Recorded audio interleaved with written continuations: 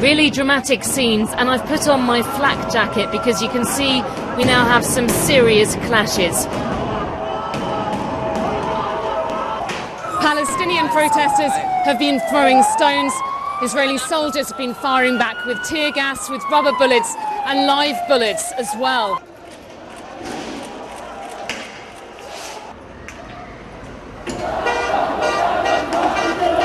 Another big Palestinian protest here in Hebron. There have been lots of these in recent days, and right now the city feels really on edge. But it's a place that's always tense, where people feel they live on the front line of the conflict with Israel. As violence has flared this month, there have been a lot of stabbing attacks and alleged attacks on Israelis by Palestinians in and around Hebron. A lot of young Palestinians have been shot and killed as a result. And some of those here are their friends and relatives.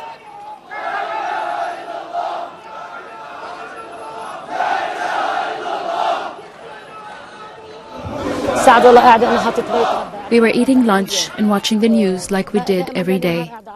They were showing news about a youth being martyred here. I started crying. My son stopped eating. He said, "Mom, I've lost my appetite." He went and prayed and read the Quran and kissed it. Then he left his phone and ID on the sofa and went out. Within 15 minutes, I heard he was a martyr too. Hebron is unique in the West Bank because it's divided. Part is under full Palestinian control and the other part is under full Israeli control, although most of the people living there are Palestinian. We're going now through a checkpoint on Shahada Street.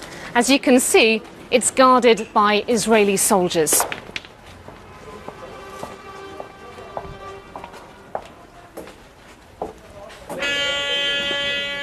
Just going through the metal detector here.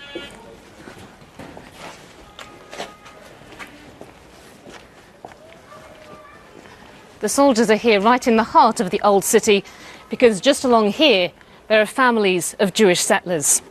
We had the amount of cocktails thrown inside the neighborhoods. We had shooting at homes. We had different attempted stabbings by soldiers and so on and so forth. It's threatening, but on the other hand, the people who live in Hebron are built out of strong material, okay? And it's not something that anyone's getting up and running away. What do you think the future holds? I don't know. We hope that the Arabs will come to their senses and realize that the Jews aren't going anywhere. We're here to stay. Well, the presence of Jewish settlers here is seen as illegal under international law, but Israel disagrees. Hebron's the location of an important religious site. It's right over here. It's the second holiest spot in Judaism. The Cave of the Patriarchs is said to be where the biblical figures Abraham, Isaac and Jacob are all buried with their wives. But the prophet Abraham is revered by Muslims as well. He's called Ibrahim. And if you look right behind me, you have the Ibrahimi Mosque.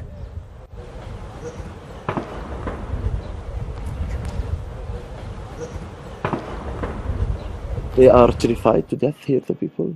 I saw families left to stay with their relatives in the last days because of the huge amount of violence from the Israeli settlers and from the Israeli soldiers. As a Palestinian, you don't feel safe here. We've come back now to the Palestinian-controlled side of Hebron.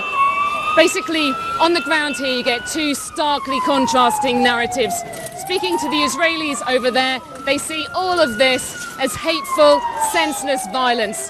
The Palestinians here say that their anger stems from the political situation and their feelings of despair.